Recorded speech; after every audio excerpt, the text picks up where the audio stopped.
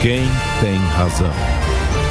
Mas antes da gente começar o debate, nós preparamos aqui uma arte para mostrar exatamente o que é o Ferrogrão, lembrar você sobre os números envolvidos nesta obra. Vamos lá, nós temos os números aqui. A região justamente é essa. Aqui, esse é o estado do Mato Grosso, a cidade de Sinop.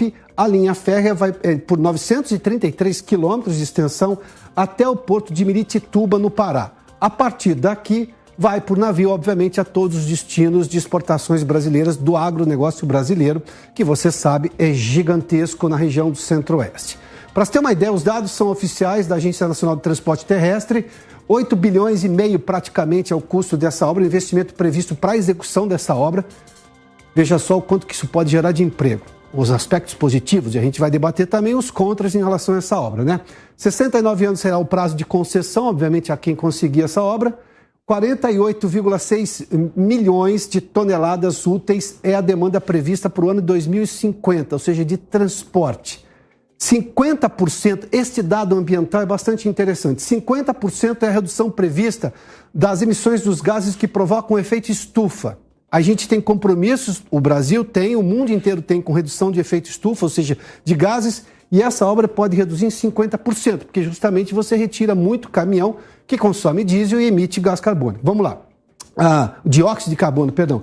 30,7 aqui é o traçado da ferrovia, quase um terço da rodovia. Ela vai ficar no máximo 300 metros da rodovia que já existe, que é a BR-163. Ela tem uma rodovia lá porque a questão discutida e parte da razão da liminar do ministro Alexandre de Moraes é porque causaria danos ambientais e também aos indígenas da área. Como já existe uma rodovia e ela margearia justamente esta rodovia, as alegações dizem que os danos são muito pequenos e, obviamente, todos que poderiam ser negociados nesse instante. Fato é, e esse é o principal ponto, que o Supremo concedeu essa liminar, o ministro Alexandre de Moraes, em 16 de março de 2021, do ano passado, e até agora o Supremo não decidiu sobre essa liminar. Uma decisão liminar que já está durando muito mais do que um ano e 3 meses, alguma coisa assim, né? Para você ter uma ideia, quase vai fazer 1 ano e 4 meses, né? Bom, vamos aos nossos convidados para a gente discutir este assunto. Eu vou só trazer aqui uma frase do ex-ministro Tarcísio de Freitas, defendendo o Ferrogrão. Ele disse que a questão do Ferrogrão não tem nada a ver com o meio ambiente. O meio ambiente é cortina de fumaça, na opinião dele. Ele continua: a Ferrogrão será o maior regulador de tarifas do Brasil. Então, aqueles que vão competir com a Ferrogrão não querem a instalação dessa obra. E ele menciona ali justamente quais seriam os concorrentes. Essa entrevista foi concedida ao jornal Valor Econômico ainda no ano passado, em 2021, e ele diz que tem financiamento de concorrentes, por exemplo, ONGs e de defesa do meio ambiente, de indígenas, justamente para dar um argumento mais, digamos, dourado por uma questão que é meramente econômica. Bom, vamos aos nossos convidados aqui, porque o Flávio Acatauaçu está conosco. Flávio, seja bem-vindo, boa tarde. Boa tarde, Adalberto, e ouvintes aí da Jovem Pan. Sempre um prazer estar discutindo os assuntos que impactam diretamente aqui a nossa região. Eu, como amazônida, fico muito à vontade para falar sobre esse tema. Já vamos começar com o senhor. Eu preciso só dar boas-vindas também ao economista Cláudio Fristac. Doutor, seja bem-vindo, boa tarde. Boa tarde a você, a todos que nos ouvem, nos veem, claro. Flávio, por gentileza, eu começo contigo. Qual é a sua posição em relação a essa questão do Ferrogrão e também essa questão de tanto tempo para decidir uma liminar que o Supremo até o momento não tem data? Aliás, coisa de 3 semanas atrás tinha entrado na pauta, foi retirado e nada mais aconteceu. Alberto, eu concordo com o posicionamento do ex-ministro Tarcísio Freitas. De fato, a questão ambiental é um pano de fundo para o impedimento aí da Ferrogrão, até porque a questão ambiental ela é aliada à Ferrogrão. Aqui na região amazônica nós temos um péssimo exemplo de todas as grandes rodovias que foram abertas desde o regime militar. E aí eu cito a BR-163, cito a Transamazônica e cito a Perimetral Norte. A partir da abertura dessas rodovias, as famosas espinhas de peixe, que são as rodovias transversais, elas são abertas para fazer a extração ilegal de madeira, para fazer garimpo, para fazer grilagem de terra, plantação ilegal, uma série de coisas. Então, assim como ela traz os benefícios de fazer a integração da região, ela traz também os malefícios. Nesse aspecto, a ferrovia, sendo ponto a ponto, Sinop e Miritituba, não iria induzir a formação das espinhas de peixe. Então, a questão ambiental ela é favorável pela implantação da ferrovia, aduzindo a questão que você colocou também da emissão de gases poluentes aqui na atmosfera. Doutor Cláudio Freystack, qual é a sua posição sobre a Ferrogrão? Olha, em primeiro lugar, eu grato aí pelo convite.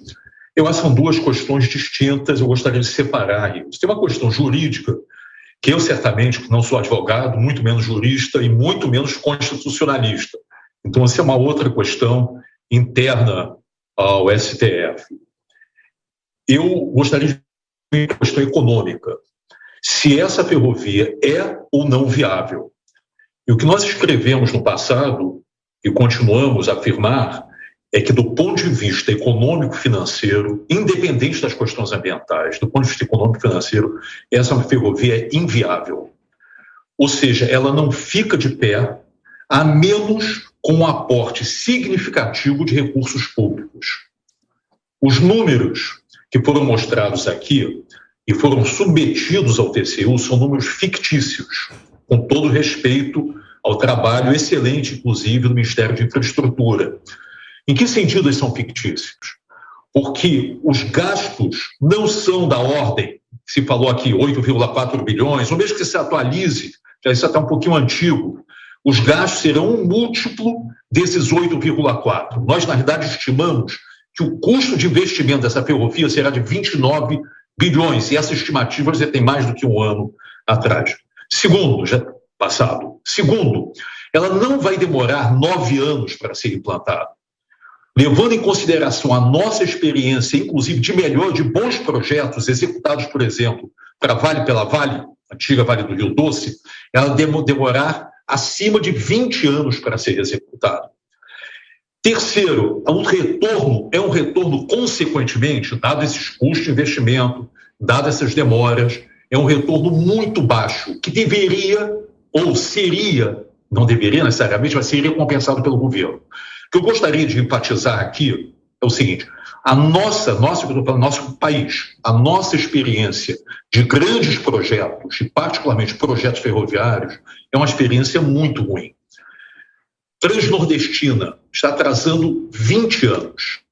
Norte-Sul começou no governo Sarney e só recentemente o último tramo, na verdade ela chega até lá embaixo, mas o tramo sul foi licitado e está sendo finalmente executado. FIOL, Ferrovia de Integração Oeste-Leste, já era para estar pronta. A FIOL 1, que liga Caetité ao porto, que não existe na Bahia ainda, somente 75% foi executada pelo governo, o governo licitou, e essa brincadeira custou para nós, todos nós que estamos aqui e todos nós que nos ouvem e nos veem, a preços de 2020, acima de 20 bilhões. Enfim, então o que eu gostaria de sugerir é o seguinte: a nossa experiência enquanto país para grandes projetos não é boa. E ela não é boa porque a governança desses grandes projetos não é boa. E o que eu quero dizer como governança? O planejamento, a programação, a fiscalização, etc. Então, desculpe, eu já tomei muito meu tempo, vocês me perdoem, mas o ponto básico é que, independente da questão ambiental, esse projeto não fica em pé e, ao fim e ao cabo, vai cair em cima dos nossos bolsos. Nós que vamos ter que pagar por ele, como os outros grandes projetos acabam em cima da população do país. Cláudio, já volto a você. Flávio, por gentileza, quais suas considerações agora com esses argumentos do ponto de vista econômico apontados aí pelo Cláudio Freystack? Bom, parafraseando o Cláudio, eu também não sou economista, eu sou engenheiro. Minha formação, inclusive, foi no próprio Ministério dos Transportes durante muitos anos, no DENIT, onde eu pude entender essa multimodalidade, né? Ou essa intermodalidade aí de hidrovias, ferrovias e rodovias. Os portos aqui do chamado Arco Norte, mais especificamente Arco Amazônico, eles se mantêm de pé, ou eles são viáveis, exatamente porque a maior parte da infraestrutura, ou melhor, da logística, é feita dentro d'água.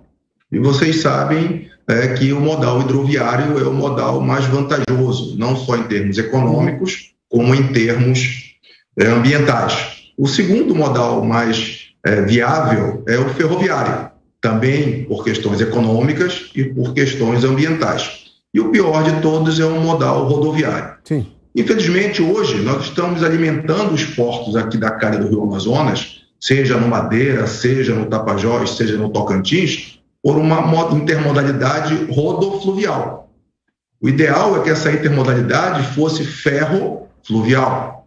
Então, se a conta não fechar com a modalidade ferro-fluvial, com a rodofluvial é que ela não fecha. E ela hoje já está fechando. O que ocorre é a rodovia está chegando no seu limite operacional. Nós já estamos transportando algo em torno de 18 milhões de toneladas numa rodovia que não tem capacidade de escoar. Então, se continuar o crescimento do jeito que está, ano que vem a gente atinge a capacidade plena de escoamento dessa rodovia. E aí, essa carga que poderia sair pelos portos acima do paralelo 16 graus sul, vão começar a sair pelos portos abaixo do paralelo 16 graus sul, que é exatamente o que o governo não quer. Ele quer que o que for produzido acima do 16 graus sul saia pelos portos do norte. E o que for produzido abaixo do paralelo 16 graus sul sai pelos portos do sul. Esse paralelo é que define a produção de grãos do Brasil. Metade é produzido acima do paralelo 16 e metade é produzido abaixo do paralelo 16. Tá, eu posso lhe dizer que estudei com engenheiros e trabalho com economistas, então acho que eu conheço bem o ponto de vista de cada um dos senhores. Mas, Cláudio, eu vou ouvir agora, porque o Flávio fez menção aí, há uma questão de estrutura, que, sobretudo, eu tenho a questão também de diversificar o modal de transporte brasileiro. Eu tenho uma coisa histórica nesse país que as pessoas reclamam por que não abrimos mão de ferrovias. E se a gente olhar mesmo para o modelo europeu, o modelo americano, boa parte, em alguns casos, as rodovias são bancadas pelo Estado e tem subsídios para isso, porque não se pode abrir mão daquilo. A gente tem um problema de uma greve de caminhoneiros para o país.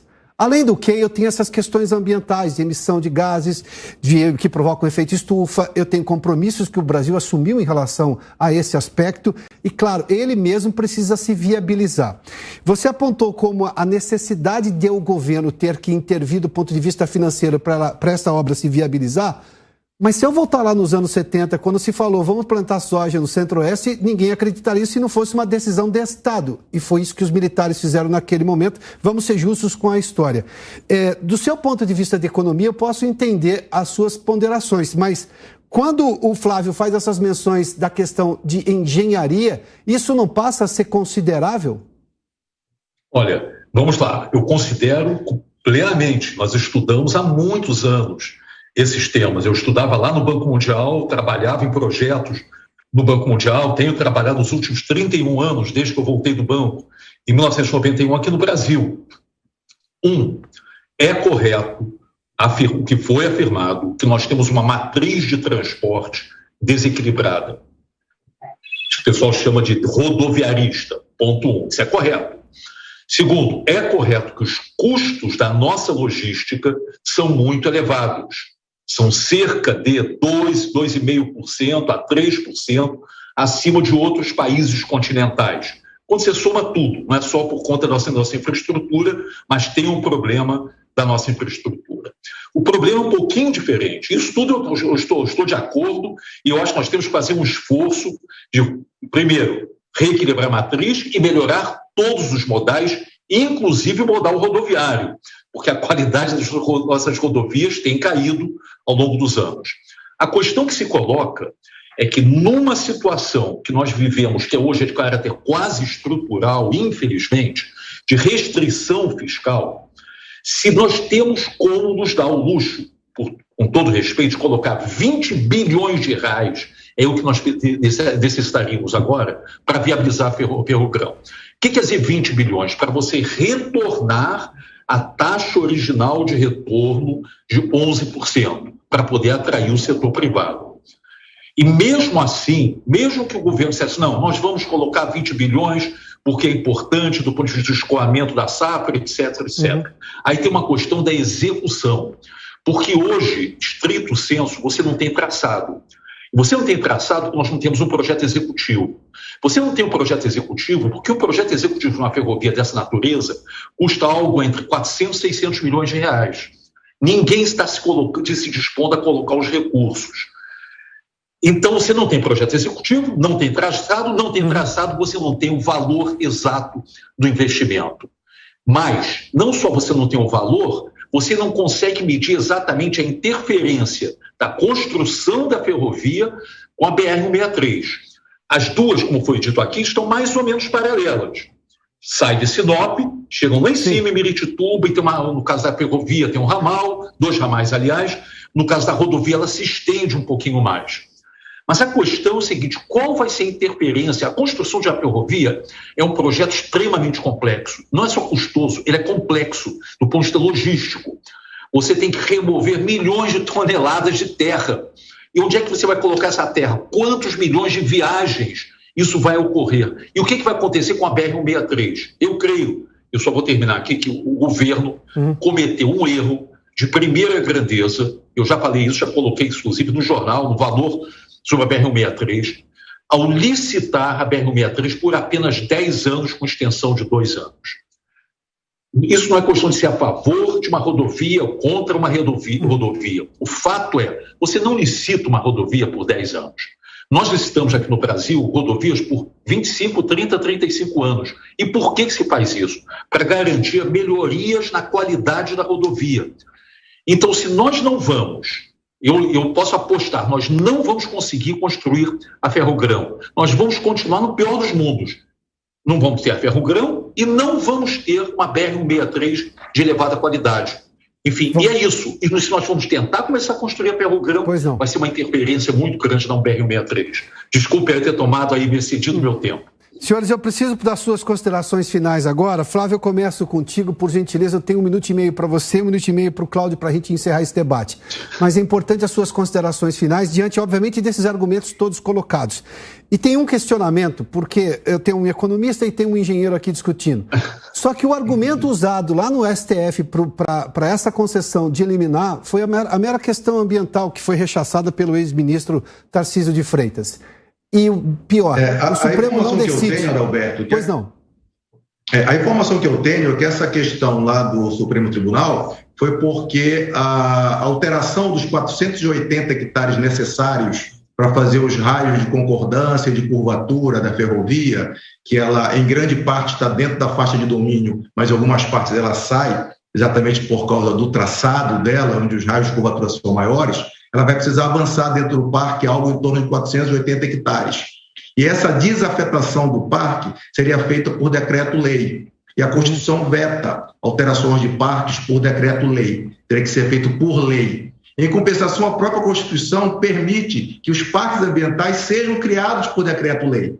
Então, essa aqui é a dicotomia que está em discussão. Sim. Como é que eu posso criar um parque por decreto, mas não posso alterar ele por decreto? E nessa alteração por decreto, ia ser suprimido algo em torno de 600 hectares, dos quais seriam utilizados 480, mas seriam integralizados ao parque 50 mil hectares.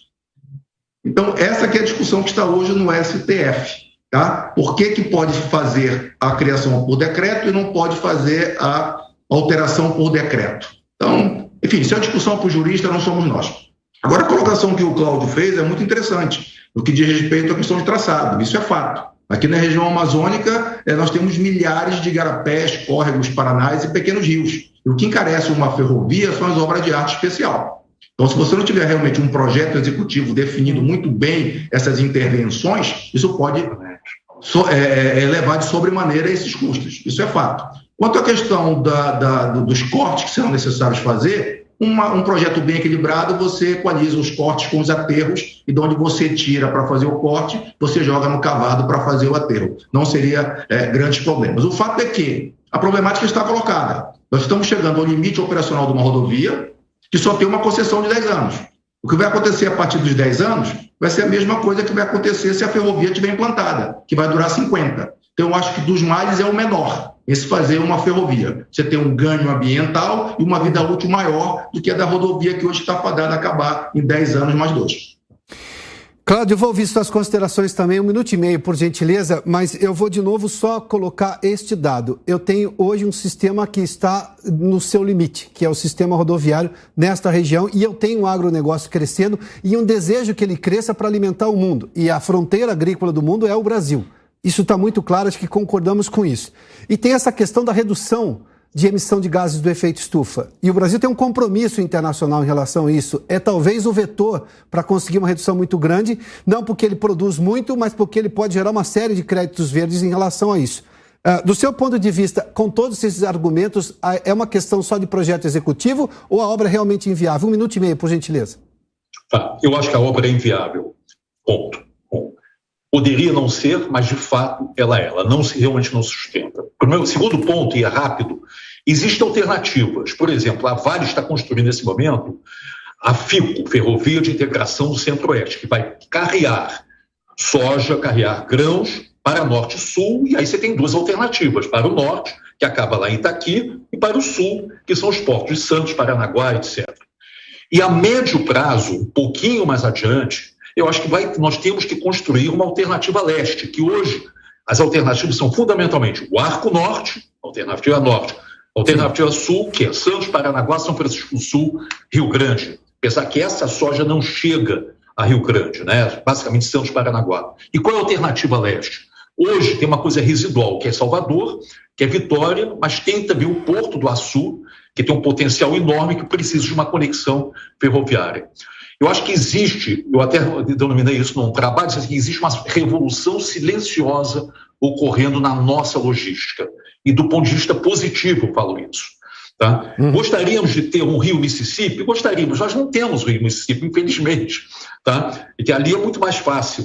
O que nós precisamos? Melhorar a qualidade das nossas hidrovias. Perfeito, acho que o Flávio mencionou a importância das hidrovias.